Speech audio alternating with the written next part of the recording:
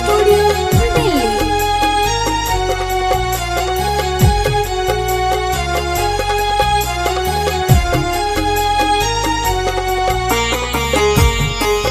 जय राम जय राम।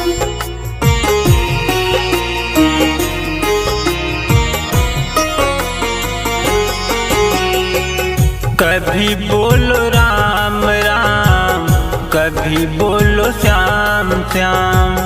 कभी बोलो राम राम, कभी बोलो श्याम श्याम। चिंता न करना प्यारे, चिंता न करना प्यारे, तुम कभी काम का। कभी बोलो राम राम, कभी बोलो श्याम श्याम।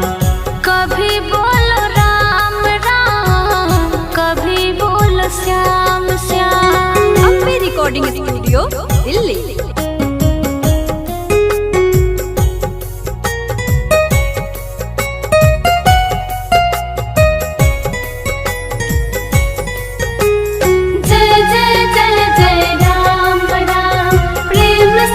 श्री राम राम, जय जय जय जय राम राम, प्रेम से बोलो श्री राम राम। इनके द्वार पे जो भी आए, खाली हाथ न वापस जाए।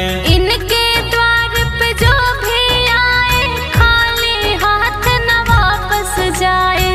राजा हो या हो भिखारी, सबका बेड़ा पार कराए। राजा हो या हो भिखारी, सबका बेड़ा पार लगाए। मन में तू रखना प्यारे, मन में तू रखना प्यारे, नाम श्री राम का। कभी बोलो राम राम, कभी बोलो श्याम श्याम। कभी बोलो राम राम, कभी बोलो श्याम श्याम।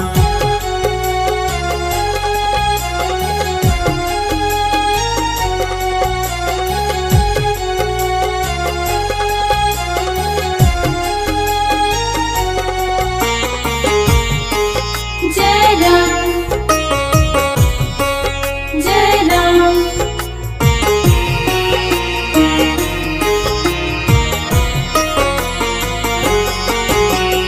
राम नाम के ही कृपा से असुरों का संहार हुआ।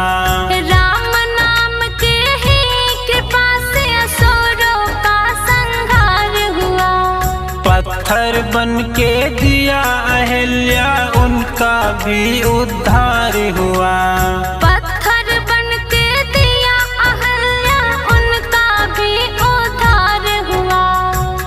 राम से बढ़कर कोई, राम से बढ़कर कोई नहीं दूजा नाम रे। कभी बोलो राम राम, कभी बोलो श्याम श्याम। कभी बोलो राम राम, कभी बोलो श्याम श्याम।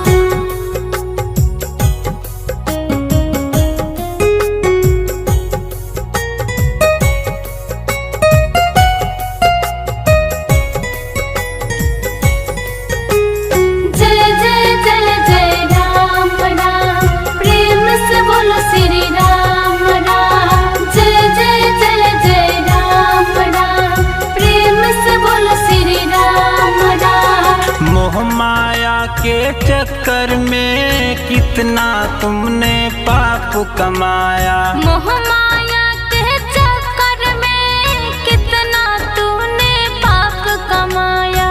उम्र बिता के बैठ गया है, मन में राम का नाम न आया।